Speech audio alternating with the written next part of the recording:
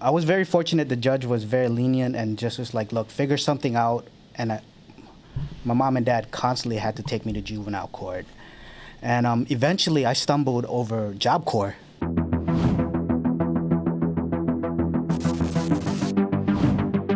I'm Joe Seamandel, and this is Raven Conversation. And today I'm joined by Staff Sergeant Khampane Daoreuang. He is with the 194th Comm Squadron. You're currently on temp orders, but you're also a full-time employee at Boeing. He's here to share his story about how he came to the Guard, your family's service story. It already is incredible just talking to you a little bit, and really just to share about what he does. So thanks for joining us. Yes. Intro back on yourself. Intro on how I made it into the military and all that stuff. I meant, I grew up kind of like not in the best conditions. I was getting into trouble, not going to school and stuff like that, hanging out with the wrong crowd and all that stuff. Got to high school and ended up dropping out of high school. And I kept on going to court for truancy. So you were the guy that was like, join the Army or go to jail? Oh, it was definitely like one of those options. But before I even thought about joining the military, I was probably too young to join the military at that time. And I was very fortunate. The judge was very lenient and just was like, look, figure something out. And my mom and dad constantly had to take me to juvenile court. And eventually I stumbled over Job Corps. And went to go talk to the recruiter and stuff like that, because he was either go to Job Corps or get sent to juvenile hall. Oh, wow. And so I was just like, Job Corps it is. So I ended up going to Job Corps, learning a trade, getting my GED, came home and wasn't really doing anything for like 2 years and stuff like that, and then decided to enlist in the Army. But I originally wanted to join the Navy to become a CB, but the Army was just like, you want to go airborne? So I was like, yeah, absolutely. Sign up 3 years, end up going to basic training,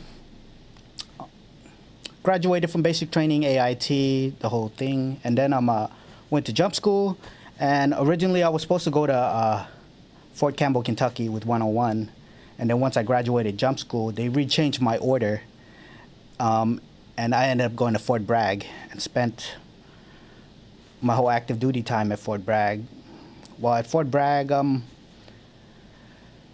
ended up going to Katrina, and my contract was about to run out at that time. So when I came back, basically that was it. I was getting out.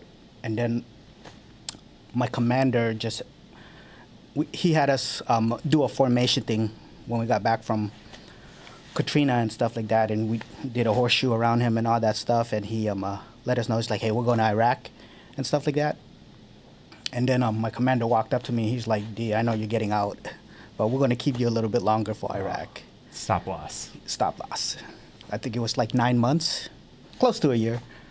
And ended up going to Iraq late 05, I believe. So that's when Katrina was, right? Late 05. Yeah, late 05. So yeah, I ended up going to Iraq late 05, and when I got to Iraq, we ended up flying into Warhorse, and it was wild. Like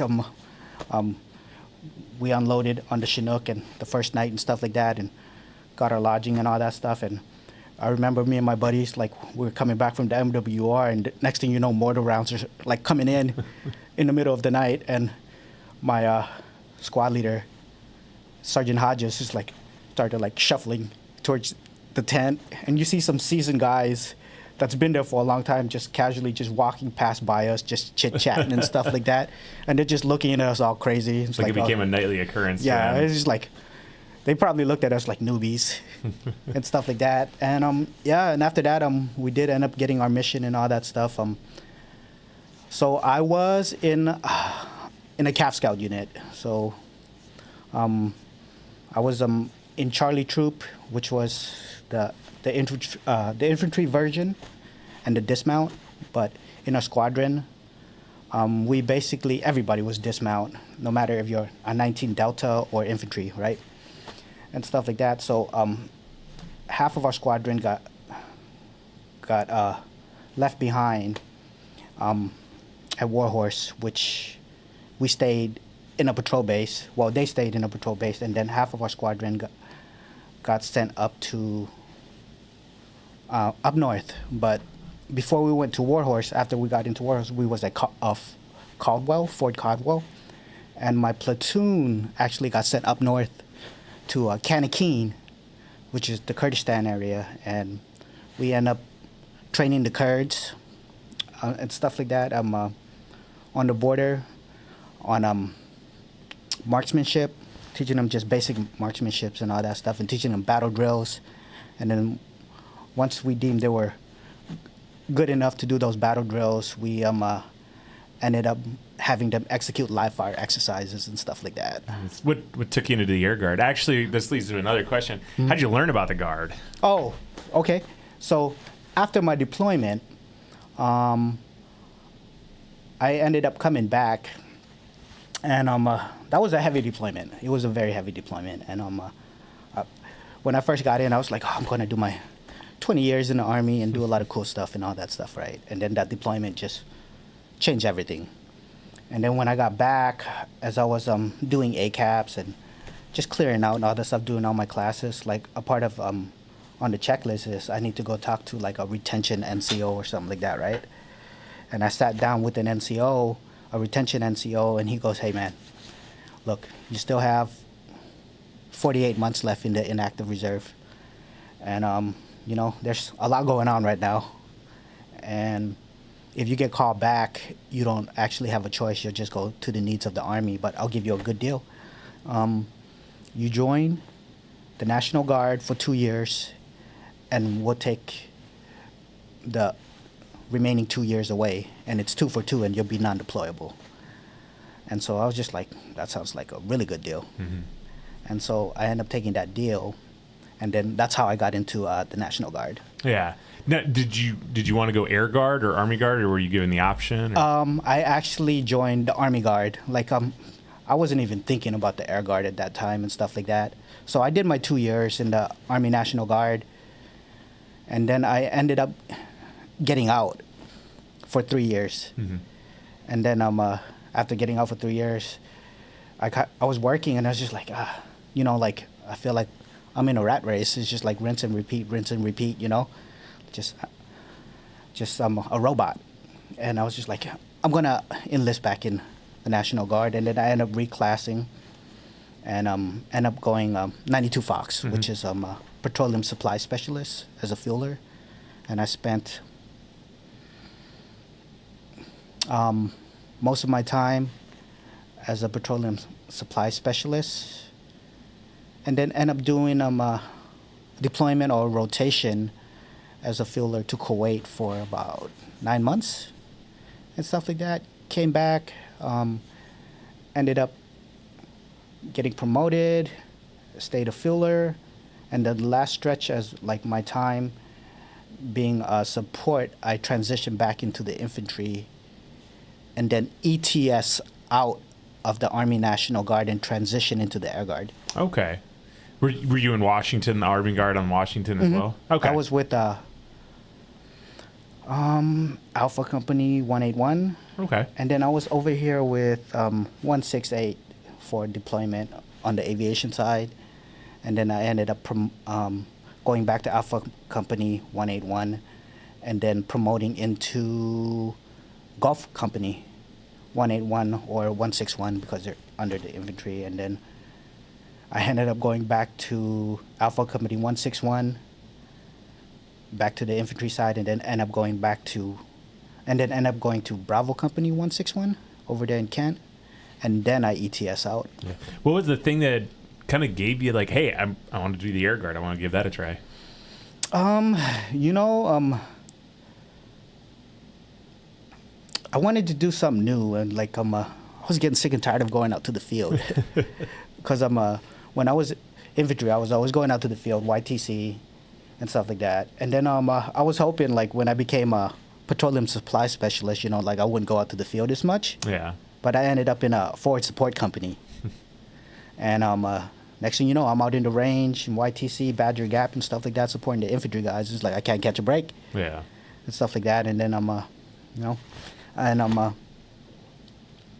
yeah. After that, I was just like, you know what? Like, I might as well just finish the rest of my time back in the infantry. Yeah. And then you moved to the Air Guard, and much different role now. So you're in the comm squadron in the Air Guard, right? So what do you do over there?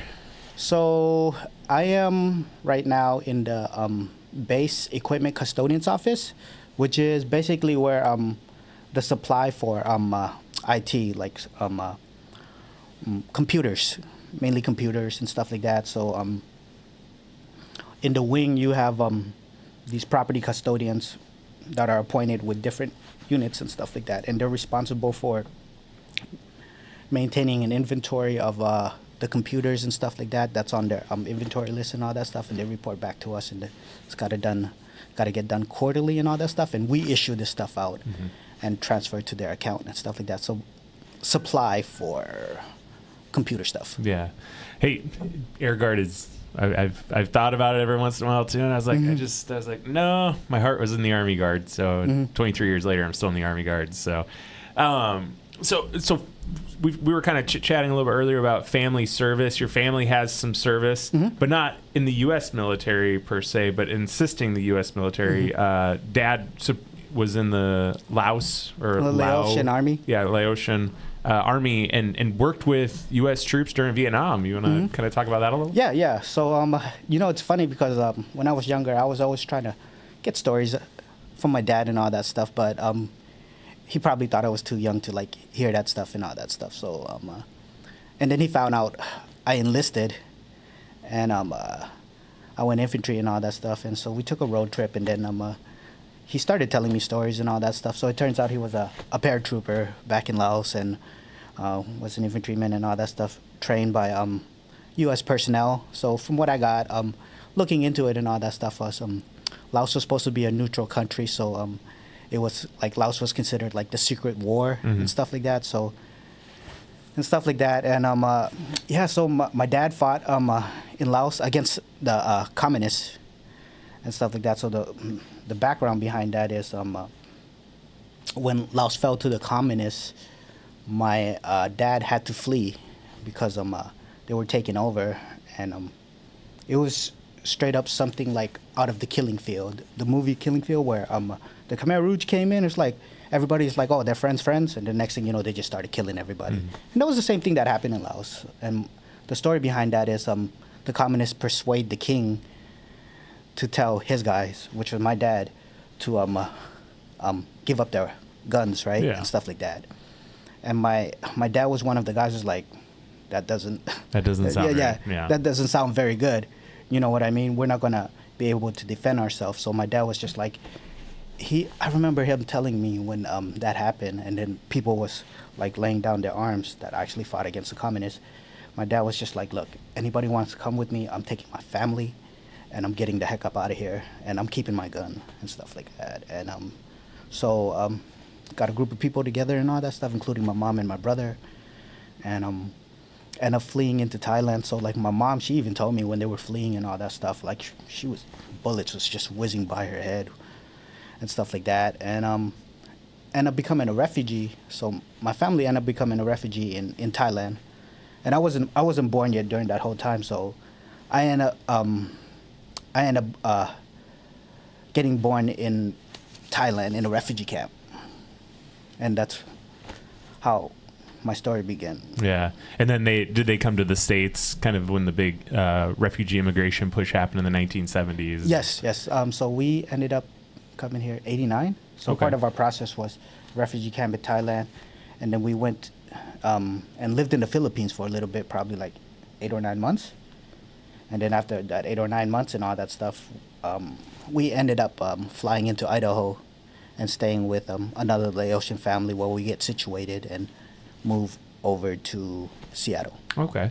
And then has your dad ever gotten a chance to go back? Do you ever go back to Laos? There's a lot of hard feelings. A lot of hard feelings about it? Yeah. I mean, like, there's, we got a lot of family over there. I mean, like, I never even met and all that stuff. And my dad, Laos is very pro-communist. And my dad's like, I refuse to go back to Laos because it's a communist country and stuff like that. So my dad, he has very hard feelings towards the communists. Yeah, when you kind of you hear the stories of what your dad did, what are your thoughts on? I mean, that's a pretty impressive. Like, I mean, he kind of just said no and protected his family and helped what he could do. So, yeah, it's pretty crazy. Yeah, I mean, when the stories was coming out, some of the stuff I'm just like jaw dropping, you know, and stuff like that. I remember one time coming home on block leave and I was laying on the couch and my dad's like just sitting on the ground and I'm just like, his head's kind of like next to like my shoulder and I seen like a little smudge right here. And I was like, where you get that scar from? And he goes, oh, a bullet skitched my head during a firefight. Ooh. And I was just like, never told me that, you know? So, yeah, he's been through a lot. Yeah, he's definitely been through a lot. Yeah, do you think like he would never talk about it when you were younger and then when you finally joined the service, then it was that thing that kind of gave him the, hey, you know, now you need to know?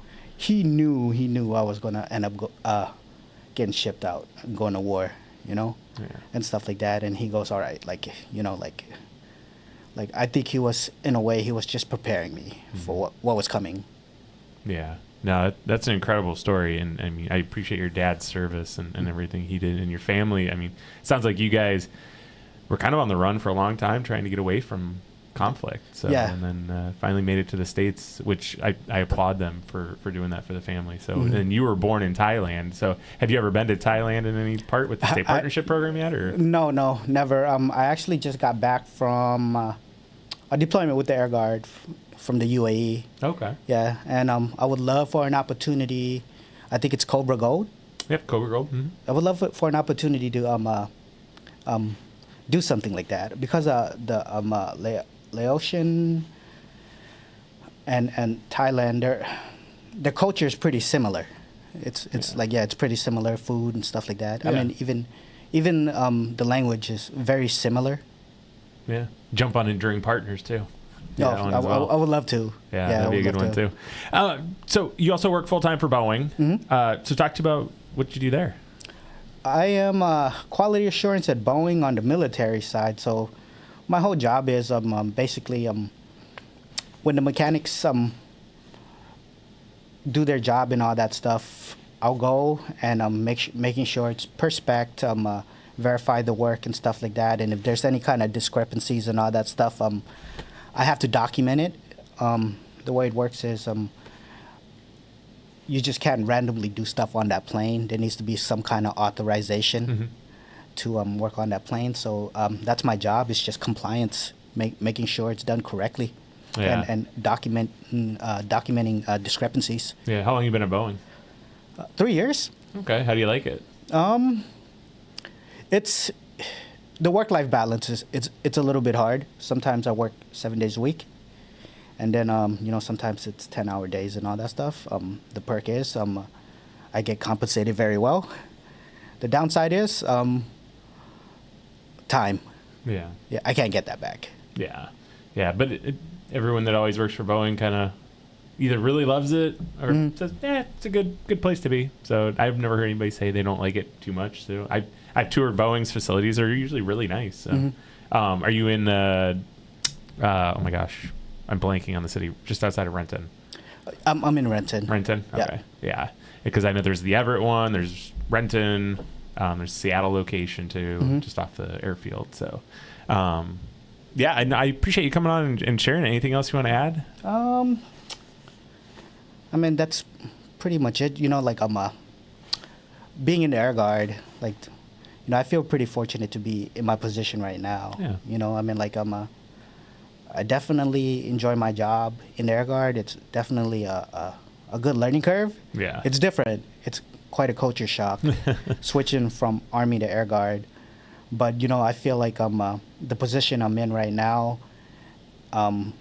is originally I want to go into IT in the civilian side and stuff like that. And I feel very privileged and fortunate to be able to do what I'm able to do at the time of my career. Like, I already had 15 years in the Army National Guard and then end up transitioning into the Air Guard. Yeah. I feel very fortunate.